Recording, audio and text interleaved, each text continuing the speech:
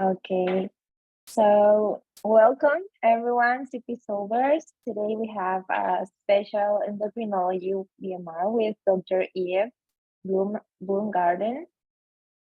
She is a board certified endocrinologist and also the director of thyroid care, as well as the director of endocrine innovation and education at the division of endocrinology at North Shore University Healthcare Systems. She is also the co-founder of Impact, which is an organization of health professionals dedicated to identifying and meeting the needs of Illinois healthcare workers and communities. And Dr. Bloomgarden is also the Chief of Development Officer at Women in Medicine. Oh, wow, you're a super woman. So, Dr. Eve, can you tell us how you became interested in endocrinology? Sure. So the story about endocrinology in me is kind of a funny one. I was planning to become a cardiologist, and I apologize if I shared the same story last time, but I was going to be a cardiologist and I had my application complete and all of my letters in. And I think it was 2 days before I was going to turn that in, I was on an endocrine rotation and I turned to the fellow and I said, I don't want to do cardiology. I think I'll have to do endocrine. I was like, I really like endocrine. And I said, but what am I going to do? I guess I'll take a year off and apply. And this fellow, her name is Alicia Wade, and she's wonderful. We were at University of Pennsylvania. She said, she like literally dragged me to the program director, Susan Mandel, and introduced me and said, sit in here and talk to her about what you want to do. And within 24 hours, I had resubmitted my application for endocrinology. And the rest is history. We were couples matching as well, so I had one place to rank. It was a really impulsive decision that I made, but it was one that was really much more in line with what I like to do. And I like pattern recognition, I like logic, I like chronic disease management of all, working with people of all age groups. I like that endocrinology is really easy, but everyone else thinks it's really hard. And so it's kind of like this thing I can master. It's also, I'm somebody who doesn't need a lot of adrenaline or a lot of excitement to feel that adrenaline nerve. Like I don't need to be called for like an emergency in the middle of the night. I like can cross the street and have my heart race. And so chronic disease management is really a better fit for me than getting called for a STEMI. So that's kind of how I wound up here. And then, I am a subspecialist in non-diabetes endocrinology. So I see patients for a variety of conditions but mostly thyroid, both benign like Graves' disease and thyroid cancer. Wow, it's amazing, and seems like endocrinology was meant to be. Yeah. I know you just convinced some of us to go into endocrinology. And also, let me share like a brief story about endocrinology. I got like, it was awesome, the difference. I live in Peru, and endocrinology here is like 80% diabetes. And once I did a medical rotation at one US hospital, and it was different because every time in Peru, I like 5 or 6 from 10 patients have a advanced diabetic foot. And I was surprised that in the US, I never see one diabetic foot, and it was like, wow, it was, I don't know. Well, I could tell you 80 to 90% of endocrine is still diabetes. And we unfortunately do see very end stage complications of diabetes every single day in the hospital. In particular, the COVID pandemic has made that even more so to be true, but we've always seen pretty aggressive and advanced or uncontrolled diabetes and all of the consequences of that. So it truly is, it is the most common disorder of endocrinology that needs to be addressed and treated. And it is, and because it's something that I subspecialize in some other part of endocrinology, the need is really diabetes. The larger driving need. Yeah, and I know that like the key is prevention, more than treatment in diabetes. But at least in Peru, we don't have much prevention in diabetes or any chronic diseases, so it's very hard. Also, Doctor, very challenging. can you tell us about, I'm a bit interested in this. Can you tell us about impact and maybe how can we contribute to your mission? Yes. So IMPACT is the Illinois Medical Professionals Action Collaborative Team. And it is a group that was organized by myself and 6 other physician parent co-founders in the Chicago-based area. And we formed actually March 13th of 2020, based on, going back and forth on social media and text messages, looking at what was happening around our state, in particular, looking at the lines at O'Hare Airport of people being smushed together coming back from Europe, as well as St. Patrick's Day party crowds in the city of Chicago. And the 6 of us got together that night, and many of us had never met in person at that time. And we decided to quickly write a letter to the governor of Illinois, Governor Pritzker, calling for a lockdown and explaining why. And we got hundreds and hundreds of physician signatures on that within, and submitted it, got it to his desk the next day. And Illinois was actually the 2nd state to lock down. And so from there, we have a couple of different parts, but really we translate rapidly changing medical information in amidst a lot of anxiety and a lot of new scientific, information to the public as best we can. And we do that in the form of infographics, as well as myth debunking. We write op-eds, we had, live streaming on social media. And right now we spend most of our time countering misinformation, and writing and challenging the disinformation creators by empowering healthcare workers on social media. Wow. We're a nonprofit at this point, and we've grown from 6 of us to 40 or 50. We have lots and lots of student interns. We have a lot of, we've recruited a team of people with skills that we don't have. So we have data analysts, researchers, pharmacists, nurses, PhDs, all different types of medicine, public health. And so it's been just this really wild experiment, that we've been privileged to be part of. And it really allowed us to speak out on behalf of our colleagues who are on the front lines in the ICUs and the ERs, and also to speak directly with our local place-based policymakers. So we wanted to know, should we have an impact on the national level and try and advocate there, or should we make an impact closer to home? And we felt really like a place-based or local approach was the way to go, and would be more effective. And I think that's very much proven to be true. We have a lot of partners across the country who are all excellent science communicators, and we work together. And you can, if Yasmin, perfect, you can share our website here. It's impact4hc, like the number 4hc.com. And if anybody's interested, please feel free to send us a message or follow us on social. It's at Impact4HC on all platforms. We've written a lot of papers, a lot of publications as well. So you can see those as well.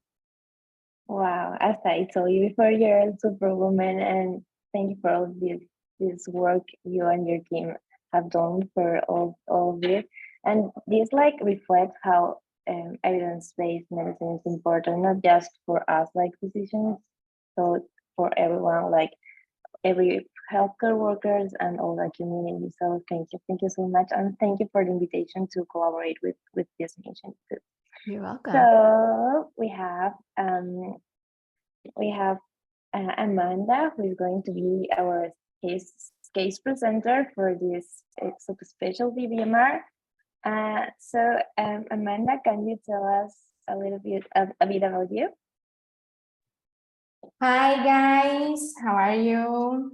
I am Amanda. I am a 60-year medical student. I am from Brazil, and today I will present a case.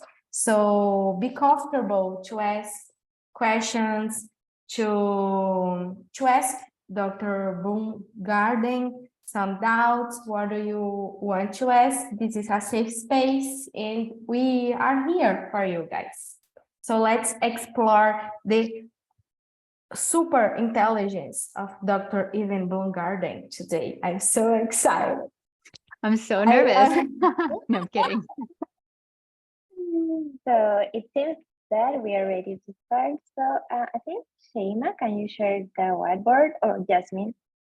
Thank you. So we can start with our first output. I'm so excited.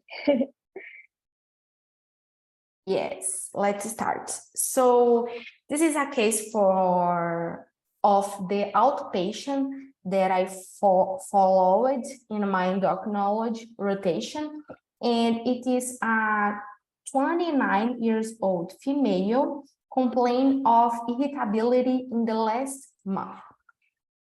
She refers anxiety, insomnia, palpitations, weight loss, but with increased appetite associated with this condition.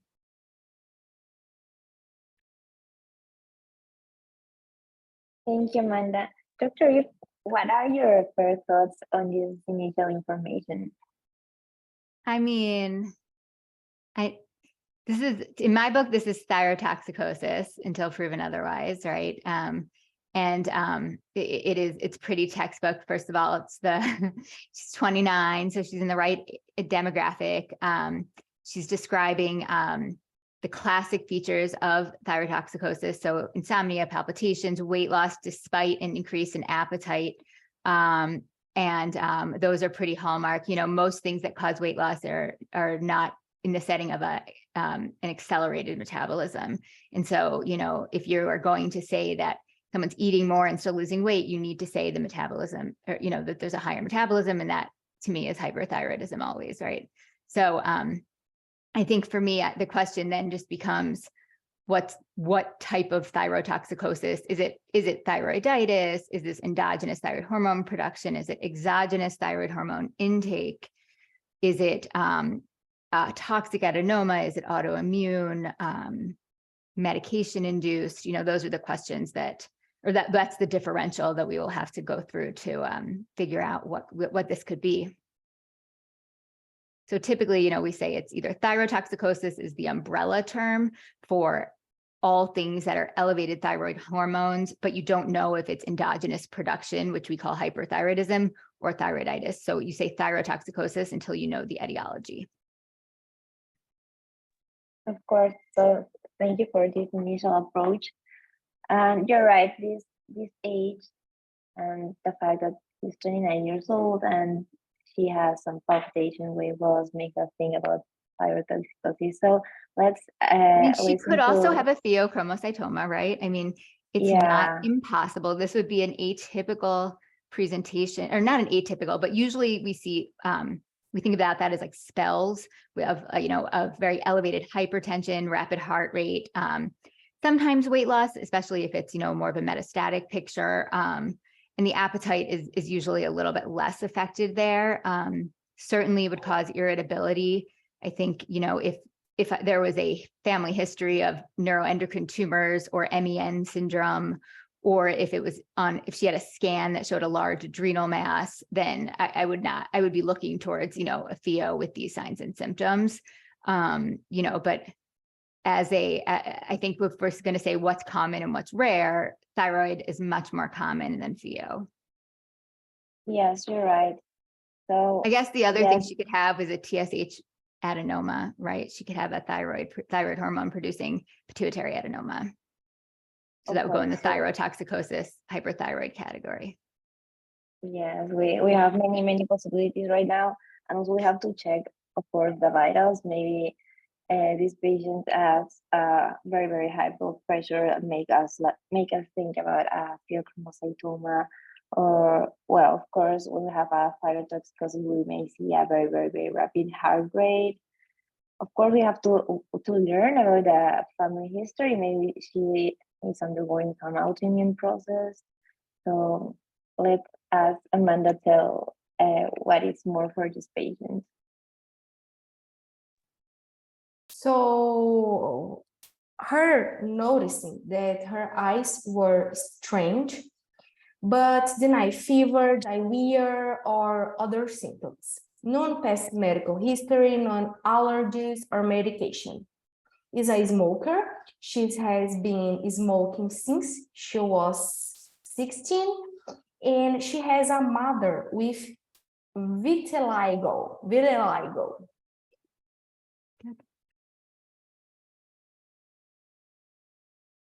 Cool. So what do you think with this information, Dr. Eve?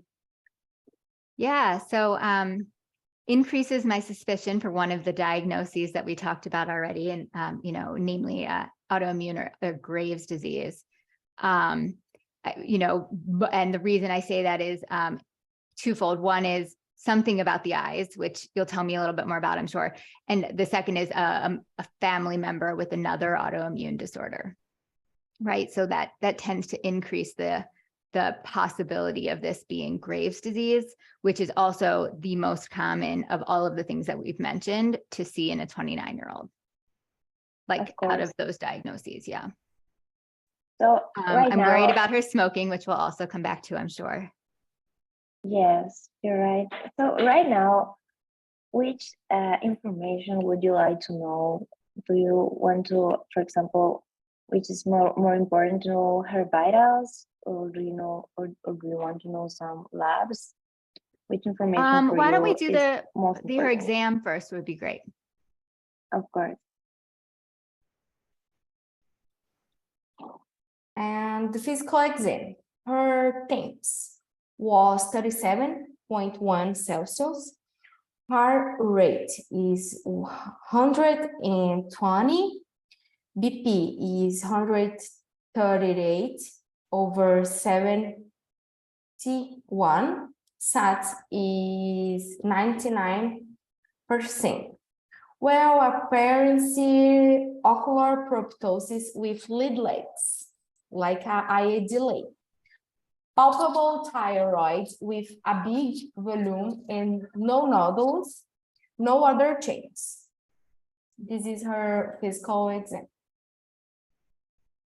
So her thyroid is easily palpable. Did you feel like any thrill or like hear a bruit there? If not, I can tell. Do you know what I mean by that? So a thrill is like if you lay your hands really gently along the thyroid gland, it feels kind of like a baby dialysis fistula, like a prr, prr, like right up against your hand, and that's a thyroid thrill. And so if you feel that, that can be very useful because it's specific for Graves' disease. If you don't feel it, it doesn't mean it's not Graves' disease, but that finding would not be present in non-Graves pathology. I can explain more. It's like mobile and fibroelastic, her thyroid. Ector, yes.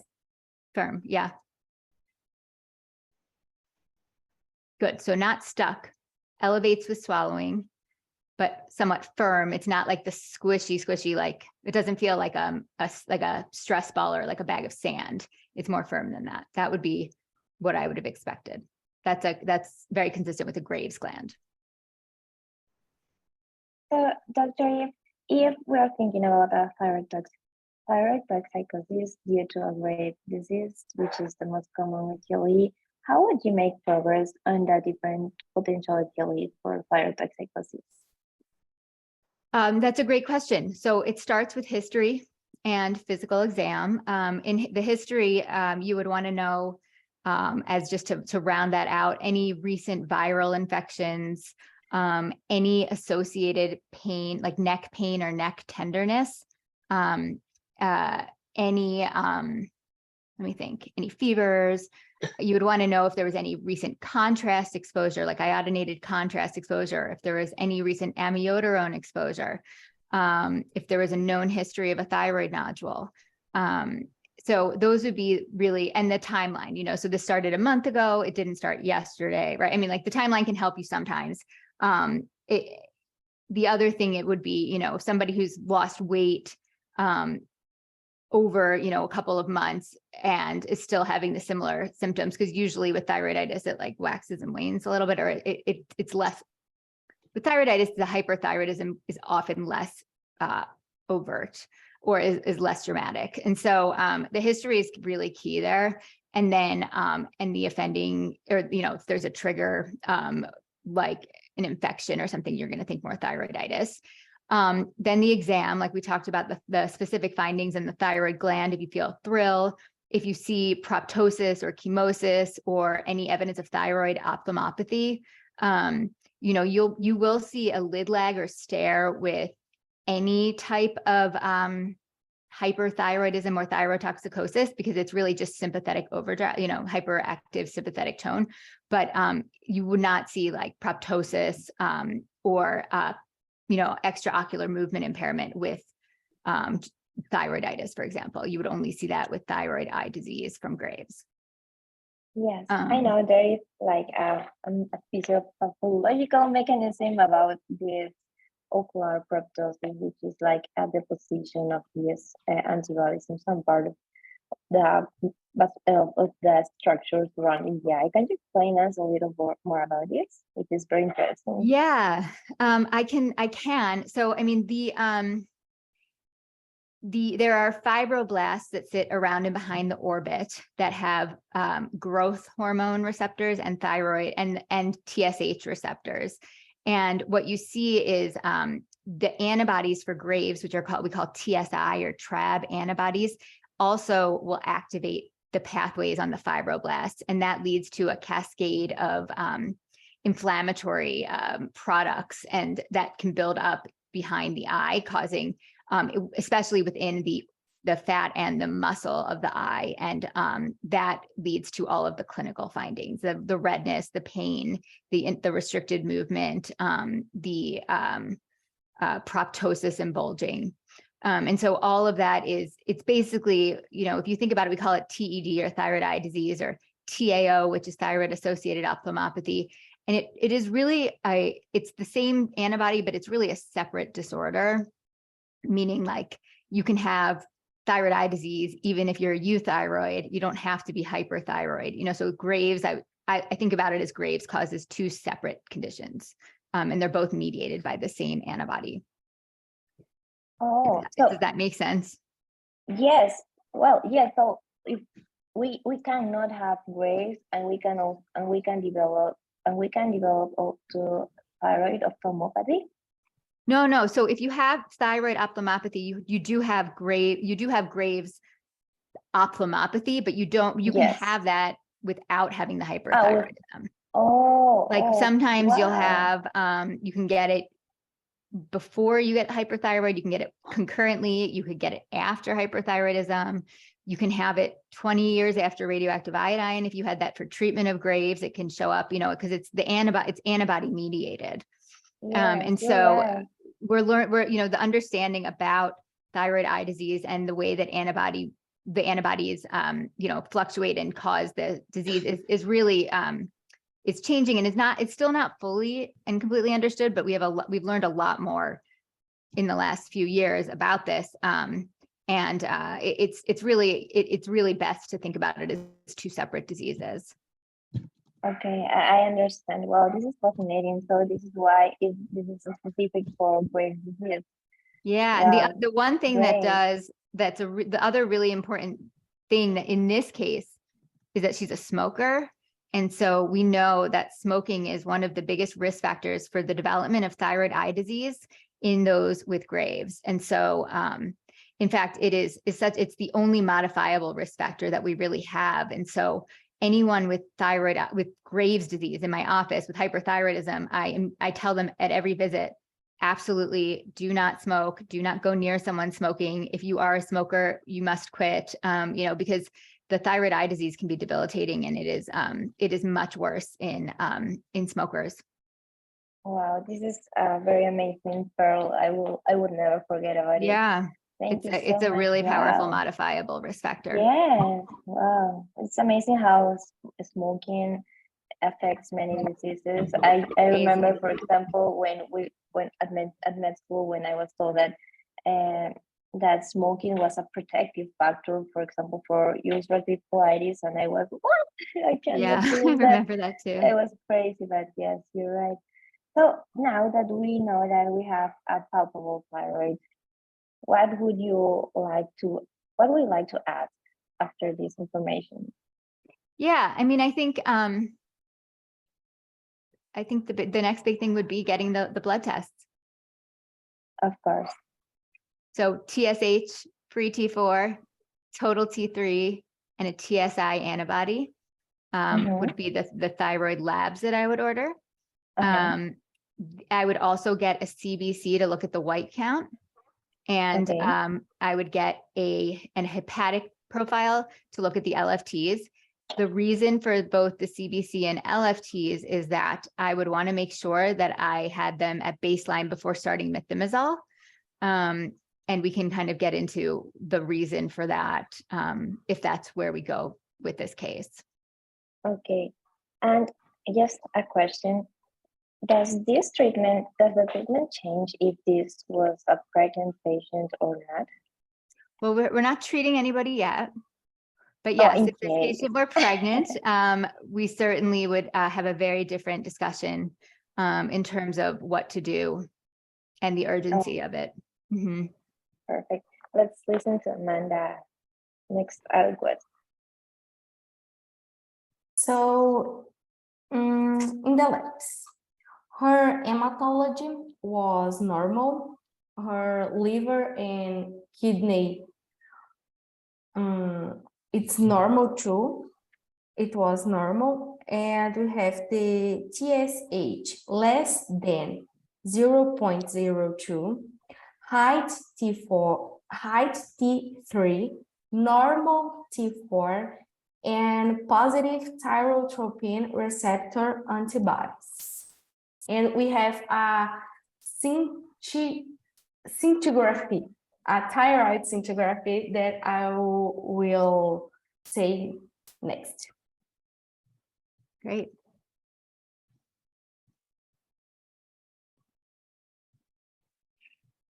Thank you for the suspense. So what do you think now, Dr. Eve? Well, I think she has Graves' disease, right? Are you convinced? Yes, I'm convinced. That's great. So, I mean, this is exactly right. So you have an undetectable TSH, you have a positive TRAB, which is, so TSH receptor antibody, or TRAB, is the umbrella term for thyroid, for basically, it's a TSH receptor antibody, but it doesn't tell you anything about function. The TSI is the thyroid stimulating immunoglobulin, and so it actually tells you it's not only a TRAB, but it's a stimulating TRAB. There's also a TBII, which is a blocking, thyroid blocking inhibitory immunoglobulin, and that's a blocking antibody to the TSH receptor. So you can have antibodies to the TSH receptor in Graves that are stimulating, that are blocking, or that are neutral. And so if somebody's hyperthyroid, though, of course, they're going to have the stimulating antibodies. If they have TRAB, it's going to be stimulating. So yes, it's just a newer generation of assay. I tend to order TSI in almost everyone. The time I'll order a TRAB is if the TSI is negative, but I'm suspicious of for Graves and or thyroid eye disease, and I just want to get at that a different way. And then what did the scintigraphy show?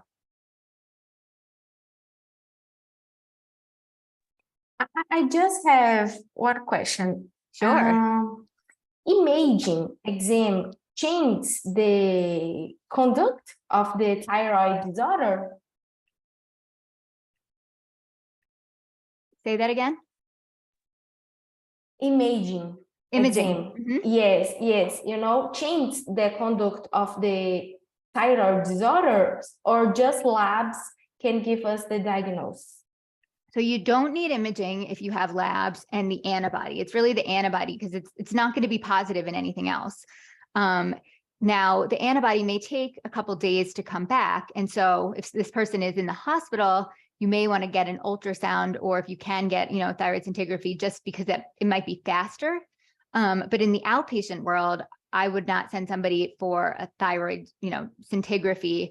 I would just order the blood tests, at least first. For Graves' disease, I do always do one thyroid ultrasound, because there's an increased risk of thyroid cancer, and I want to make sure there's no nodules. And nodules are not always palpable if they are sitting posteriorly in the thyroid, or if they're small, you won't be able to feel them. So I do a one-time ultrasound screen. Perfect. So the thyroid scintigraphy present with diffusely increased iodine. Yes. So what you see for thyroid scintigraphy, you'll see you get two different numbers. One is you get a percent uptake. And so the percent uptake tells you about how much radio tracer uptake was measured. So we do it at 6 hours and at 24 hours, and that should be high in Graves' disease. And then you also get a picture. So you want to see if there was diffuse or focal uptake. So a focal uptake could be something like just a circle of uptake, and that would be a hot nodule, versus if it's Graves, you should see kind of a butterfly. That's a diffuse uptake. So it's two different things. You get from scintigraphy, you get two different pieces of information. So yes. You see an elevated percent uptake in any type, in hyperthyroidism of any kind. And thyroiditis, for example, you would have a 0, right? Of course.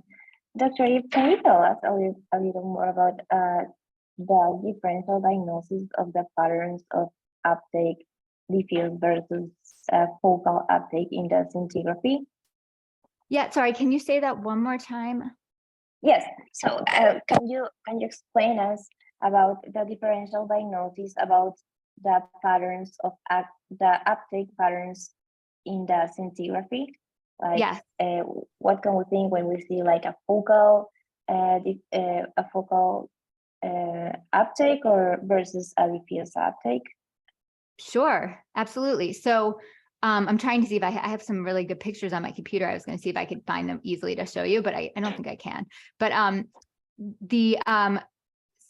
so if you have an uptake from a thyroid scintigraphy, if you have 0% uptake, that means that there's no radioactive iodine that is getting into the thyroid, and that it gives you a measurement of 0. And the reason that would be because all of the thyroid hormone that's causing the thyrotoxicosis is just spilling out of the thyroid gland. So really, like, there's nothing that's driving iodine into cells. It's just a spillover effect. So that's thyroiditis, or an amiodarone induced hyperthyroidism, or amiodarone-induced thyrotoxicosis. Amiodarone has a very, very high iodine content. And so what you're actually getting is an iodine-driven thyrotoxicosis, and you're not going to take up any radioactive iodine because it's already full. So that would also be 0. Now, if you are measuring any amount of uptake, then in Graves' disease, the uptake should be distinctly elevated, and usually there's a range for your nuclear medicine. We'll provide a range, but above 35% or so is elevated, and you would see something that is elevated in Graves, and that also says diffuse uptake when you look at the picture. In a hot nodule, or a toxic adenoma, or an autonomous nodule, or whatever you want to call the same exact thing, you may see a normal percent uptake, because depending on the size of the nodule. Let's say the nodule is 2 or 3 centimeters and is the sole cause of hyperthyroidism. That nodule is going to take any iodine that you give it, and it's going to make more thyroid hormone, and the rest of the thyroid will be asleep. So you'll see just like a circle of black, and the whole thyroid otherwise will be white. So that uptake may measure in the normal range, but when you look at the uptake plus the picture, it is very clear that it's a hot nodule and everything else is sleeping in the background. And so you have to look at both. But I think the role of thyroid scintigraphy, for the most part, it is very helpful for thyroiditis, because it will be 0. And it can be helpful if you are, it can be helpful if you're waiting for the antibody to come back and you just need to know, is this one hot nodule or is this Graves? That it can be helpful in that distinguishing situation as well. I probably haven't ordered thyroid scintigraphy for benign hyperthyroidism in years, because the other thing that we can do is we do ultrasound, and often that is very helpful too, because in Graves, we will often see something that we call the Graves inferno, which is very hypervascular gland, where you turn the Doppler on and it is just all vascularity. And that is very different looking than a normal thyroid gland. The other thing is the background thyroid echo texture and echogenicity. It looks very different in an autoimmune or Graves gland. So sometimes you can figure it out that way. An ultrasound will also help you if there are no nodules, then you can take the thyroid nodule off the differential, or a hot nodule, right? And sometimes in thyroiditis, you'll see a very low vascularity, and that could be helpful too. So, you know, an ultrasound is a really fast, kind of easy way to get the answer, especially when it's something like in the hospital and you just need to know which way to treat and how to start treatment while you're waiting for things like the antibody. Wow, thank you so much for this differential. And you're right, I just remember when I was studying for the USMLE exams, they said that the first approach was to do a fast ultrasound, so you can have a very, very broad differential with this. Also, I was curious about scintigraphy. Not scintigraphy. I have a question. When do you decide to perform a biopsy? Is it just when you have a cold nodule, or do you have any other consideration? Yes, so that's a great question. So if you have a nodule that you find on ultrasound, then you would that's a whole different talk, but then there is a risk category. There's like a nodule classification system that tells us about the likelihood of this being a malignancy versus benign nodule. So it's basically a pattern recognition.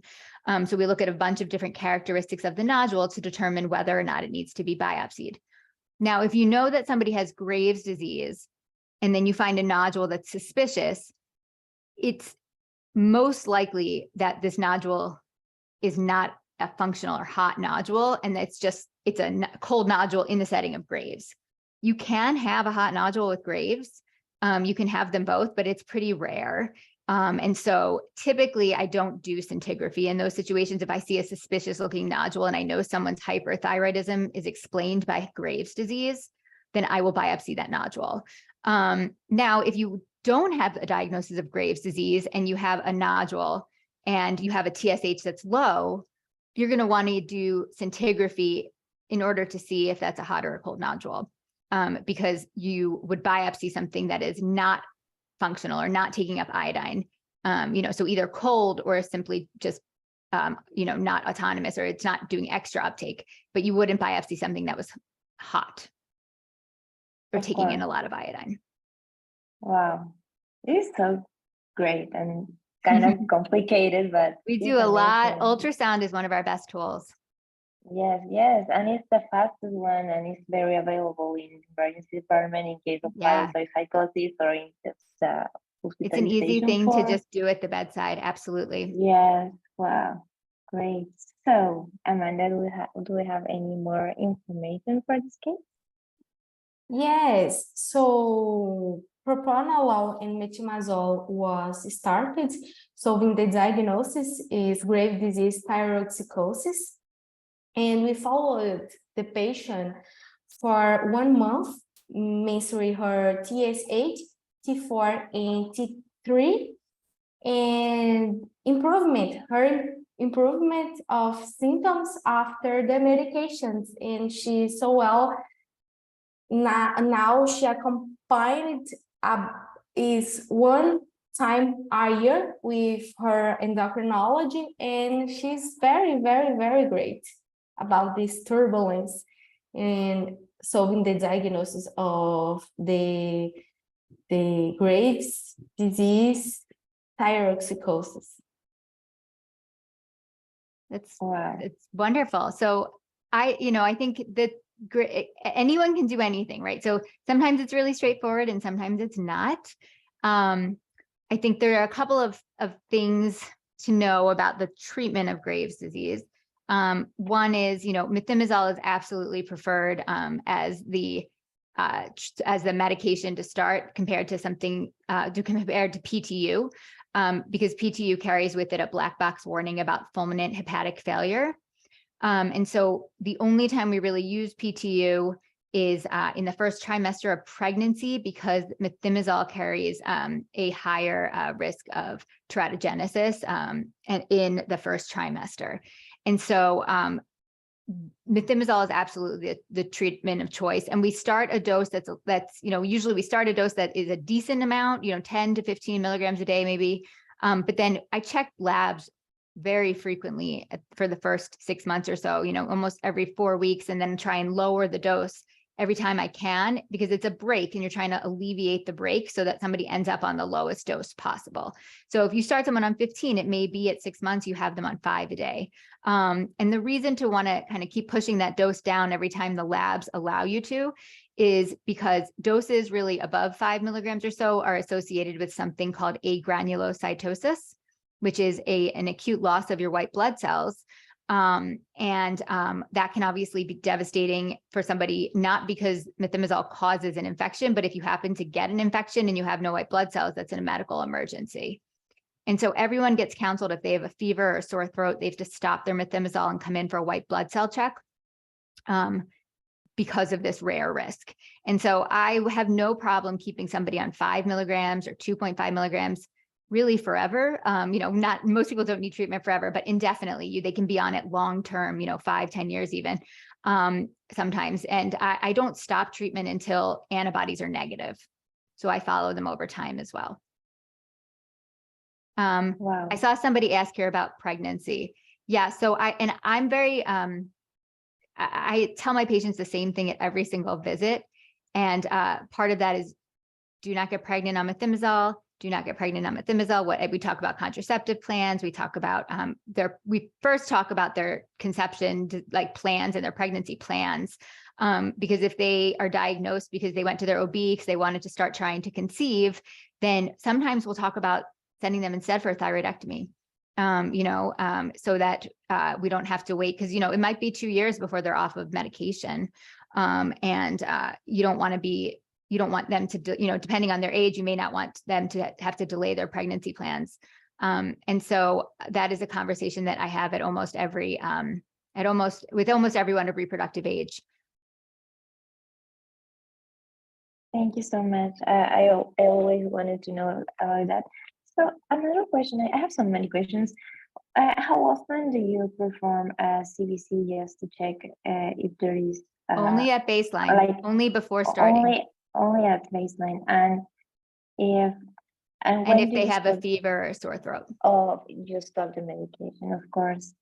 And when do you choose to perform a radioactive iodine ablation versus just amplifier growth or I surgery? have a very strong preference to not use radioactive iodine for Graves' disease, because we know that it significantly increases the risk of thyroid eye disease.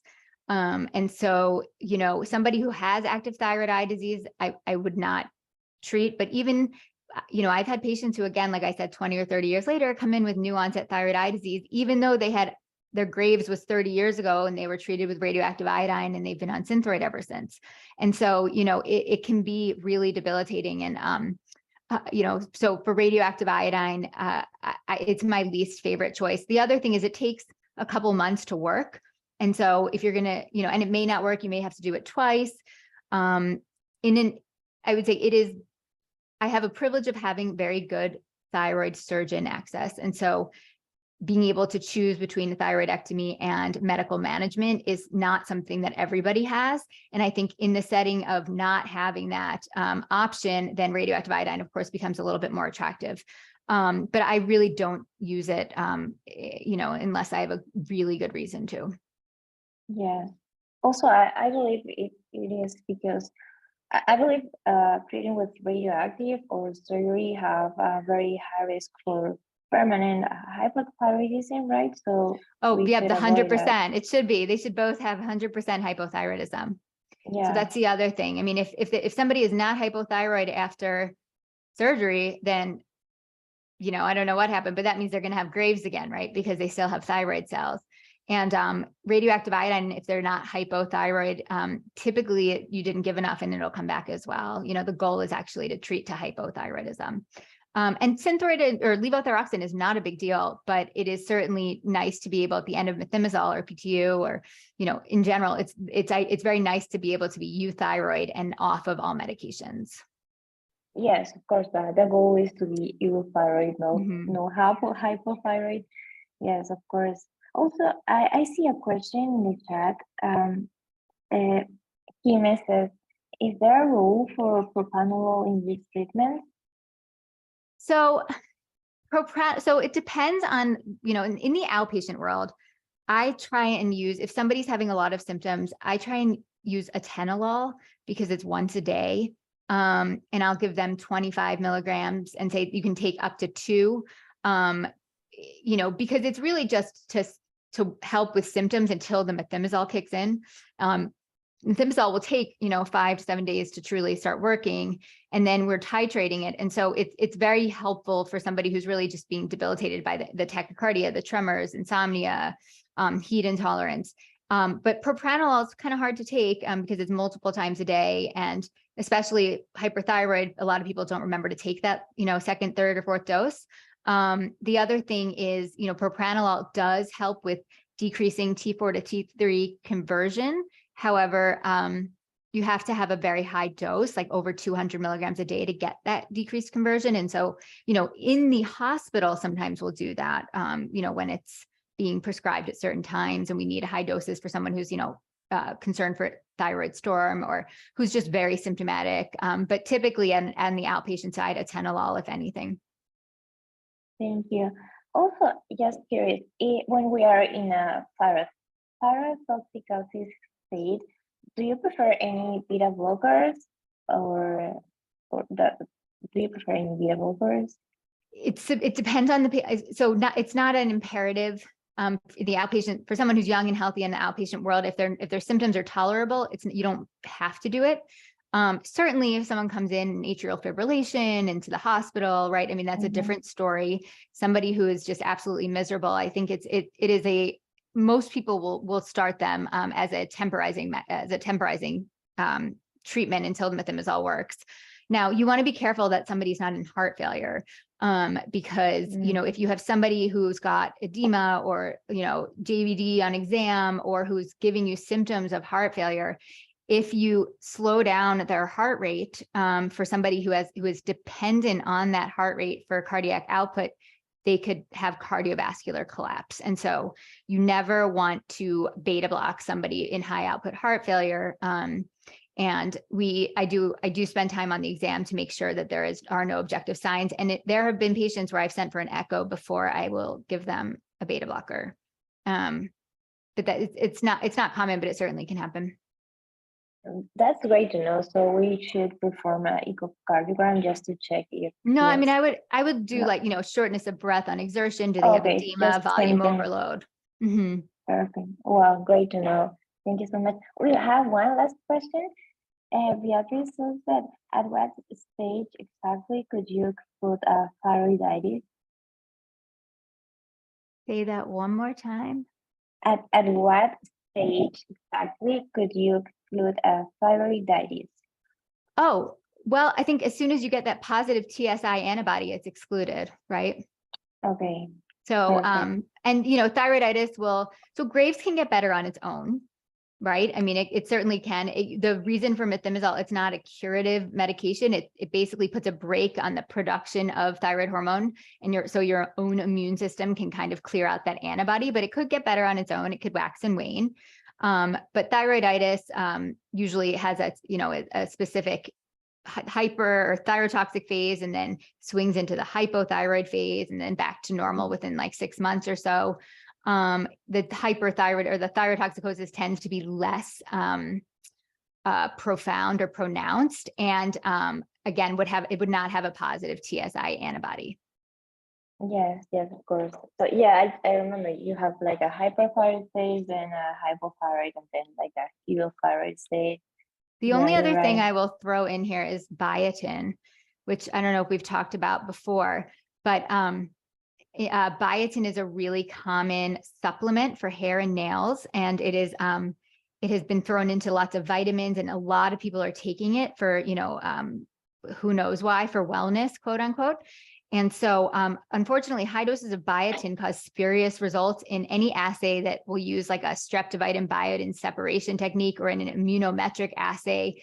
What that means is that high doses of biotin will give you a TFT pattern that looks like Graves. So a low TSH, a high free T4 and T3, and an elevated TSI antibody. And we unfortunately see this all the time.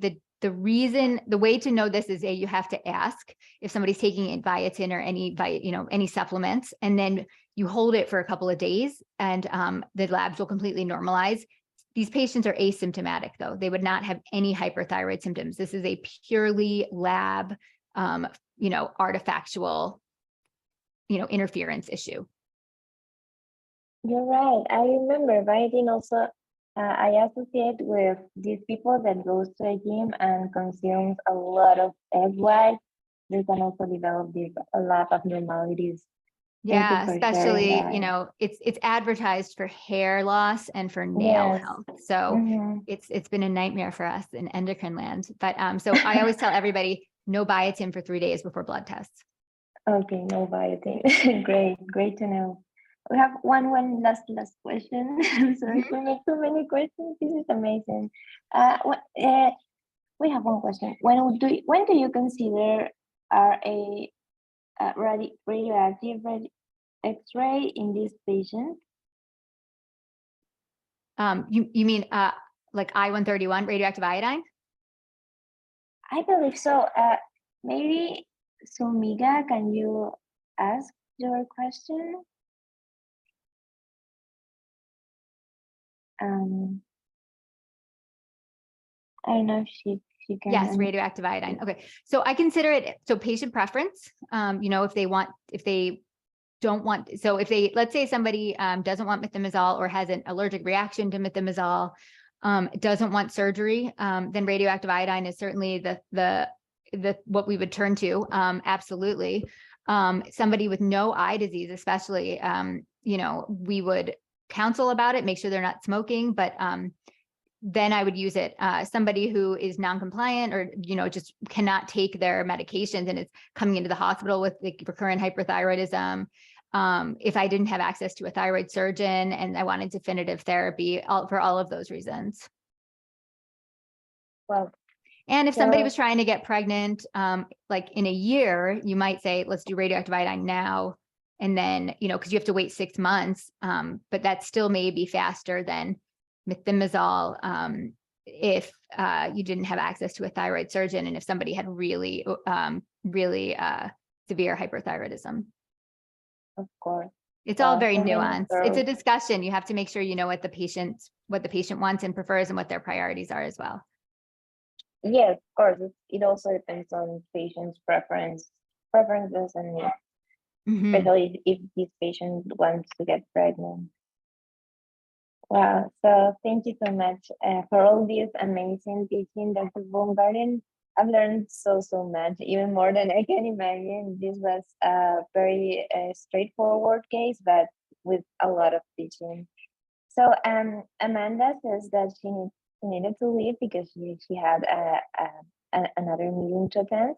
But let's listen to Seamus' teaching points. Okay. And first of all, thank you so much for this amazing case, Amanda, and amazing discussion, Dr. Baumgarten. I learned so much. So trying to sum up the most important teaching points of the session. The chief component and all the symptoms made us think of thyrotoxicosis. And when we think of thyrotoxicosis, the key question to ask is it endogenous or is it exogenous? You can think of autoimmune causes like Graves' disease, which is mostly common in female. You can also think of thyroiditis. And for thyroiditis, you also have so many etiologies like postpartum, also medications like checkpoint inhibitors. And then you can go more of thinking of toxic adenoma, also ectopic production in struma ovarii or chorion carcinoma. As you know, the HCG is also binding to a TSH receptor, and also thinking of exogenous sources like thyroxine intoxication or any exposure to amiodarone or contrast exposure. And then another differential was pheochromocytoma, but be aware that pheochromocytoma is less common. And in terms of pheo, you can also ask for any family history of a neuroendocrine tumor. Like, as you know, there are some hereditary disorders like MEN2A or neural fibromatosis. And then we also learned by Dr. Bloom-Garden about what is the main checkup if you have a suspicion for a thyroid disease, to check for neck pain, tenderness, fever, any recent iodine exposure or amiodarone exposure, and ask for any thyroid nodule or any how was the weight in the last month, and is there any sign of proptosis or chemosis? And then we learned about thyroid eye disease, why Graves' disease is leading to that, because the retroorbital fibroblasts have TSH receptors. So the TSH antibodies are binding, and it's leading to a cascade of inflammatory reaction. And I also learned about several signs of this thyroid eye disease. Like, one is the Stellweg sign, that like we are twitching the eye, not that common. Then there's this Dalrymple sign. I can't pronounce it that well. It's basically, you can see the sclera very prominent. And then there's this Mebius sign. It's also very common. It's like we can't, the convergence reaction of the eye isn't working because of the inflammatory of this lymphocytic infiltration of the extraocular eye muscles. And then we also learned in terms of the lab to check for TSA, for TRAP and for TSI, but we learned that the TRAP antibodies, they don't tell you anything about the function because they can be stimulatory or blocking antibodies. So you also determine the TSI antibodies, which are stimulating. So it can be high in Graves' disease or Hashimoto's. And then we also learned about the differential of thyroiditis. In thyroiditis, you usually have a hyper state and then a hypo state, and you don't have any positive TSI antibodies. And then we also learned about the iodine uptake. We learned you have zero uptake in thyroiditis because you have a spillover effect. And you also have zero uptake in amiodarone induced because you know amiodarone is having iodine in it. And you have a diffuse butterfly-like uptake in Graves' disease and a focal uptake if you have a hot nodule. And we also learned about the vascular inferno phenomenon in Graves' disease, where you see this hypervascular thyroid gland on Doppler ultrasound. And how we treat Graves' disease, you have metimazole. It is actually preferred because the PTU has a risk for hepatic failure, but you use PTU more in the first trimester of pregnancy. And we also learned that radioactive iodine can worsen the thyroid eye disease. And we also learned about smoking. Smoking is the only modifier risk factor in thyroid eye disease. So don't smoke. And we also learned about the biotin, that don't take biotin before you check the thyroid labs. Thank you so much. Great. Thank you Well, so the only much. thing I would say is Hashimoto's should not have a positive TSI antibody. Hashimoto's is Hashimoto's. It's the very early phase that can sometimes be a thyrotoxicosis or a hyperthyroidism that quickly switches to hypo. So that'll be a positive TPO antibody. Very Thank you nuanced. so much. We almost That's always miss very- that. Yes, it's very important. Thank you so much, Nima, welcome. Yasmin, and Dr. Eve. It was an amazing VMR. We've learned so much and can't wait to have you again someday later. Thank you for inviting me. Stay Thank healthy and well. Thank you. You too. Goodbye. All right. Bye, guys.